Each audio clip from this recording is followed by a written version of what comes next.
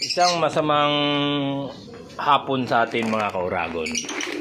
Kung kailan magulang ng ating inalagaan na Lutino African Opaline, African Opaline na Lutino ay saka pa na disgrasya, mga idol. Yan ang kanyang kapares na ngayon ay hiniwalay ko dahil sa ayaw nilang magparis. Ngayon pinagulang ko ng gusto yung lalaki. Kung kailan magulang na, nabuli naman mga idol. Ayan mga idol, oh. Nabuli siya.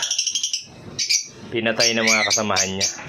Kung kailan gumulang na, Opaline yan mga idol, Opaline na Lutino. Gumulang na siya saka pa namatay. Dahil tinanggal ko dito sa kanyang kulungan, dahil re-repairing ko nga to dahil wasak-wasak na. Yan, hiwa-hiwalay na yung ano. Tinanggal ko siya kaninang umaga para sabi ko re-repairing ko ngayong hapon. Naman ang kasamaan palad mga idol. Kung kailan magulang na ang ating Lutino Opaline, saka naman namatay. Dito ko siya nilagay mga idol, oh. Puro bata to eh. Puro bata yan lahat. Pero bakit may mong matapang? Ito kasi yung kaparis niya eh. Asan ba yung kaparis niyan? Yun yung kaparis niya na yan, ha. Yan. Yan yung kaparis niya, yung tataas na yun. Yan ang kaparis ng Lutino Opaline natin.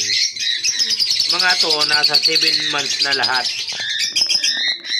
Bakit pinatay nyo ang Lutino Opaline natin? Lutino project ko sana yun eh. Para magkaroon tayo ng maraming Lutino Opaline eh. Napatay naman. Itong apat na to, puro magulang na to eh. Oh.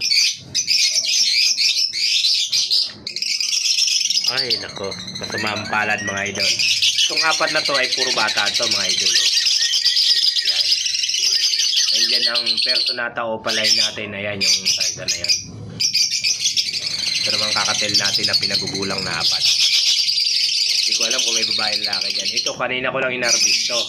Sinabay ko nga kanina ng harvest niyan para kahit papano ngayon natin re-repair ng kulungan. Gagana nga pa ba mag-repair ng kulungan yan mga idol? Namatay na tayo ng Lutino Opaline.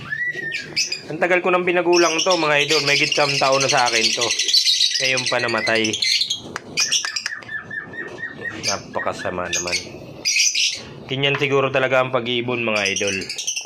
Minsan may swerte, minsan may malas. Ayan yung babae, oh, yung Opaline na babae. Ito kasi isa ay yellow pig. Ano lang to? Tawag dito? Hindi naman Opaline yung isa na yan eh. Hindi naman Lutino yan. Tawag dito? Nakalimutan ko idol ang pang tawag dyan eh. Palibasa, matagal na akong hindi nagbabalag sa mga ibon, kaya nakalimutan ko ng tawag dyan. Yan ito, puro magulang din yan mga idol. Ay mga idol, ang alaga naman natin mga kalapati, nagkakandamadaya naman ng breeder natin. Bakit kaya? Hanggang sa muli mga idol, isang mapagpalang araw sa atin. Ingat-ingat tayo lagi.